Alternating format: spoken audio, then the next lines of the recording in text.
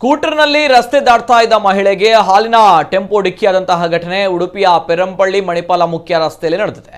ಈ ಅಪಘಾತದಲ್ಲಿ ಮಹಿಳೆ ಅದೃಷ್ಟವಶಾತ್ ಪ್ರಾಣಾಪಾಯದಿಂದ ಪಾರಾಗಿದ್ದಾರೆ। ಹಾಲಿನ ವಾಹನ ಬರ್ತಾ ಇರುವುದನ್ನು ಗಮನಿಸದೆ ರಸ್ತೆಯ ಇನ್ನೊಂದು ಭಾಗಕ್ಕೆ ಸ್ಕೂಟರ್ನ ತಿರುಗಿಸಿ ಸಂಚರಿಸಲು ಮಹಿಳೆ ಮುಂದಾಗಿದ್ದಾರೆ।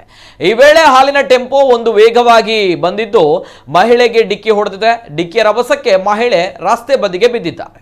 ಮಹಿಳೆಯ ಹೆಲ್ಮೆಟ್ ಧರಿಸಿದ್ದರಿಂದ ಯಾವುದೇ ತೀವ್ರತರದ ಗಾಯಗಳಿಲ್ಲದೆ ಪ್ರಾಣಾಪಾಯದಿಂದ ಪಾರಾಗಿದ್ದಾರೆ।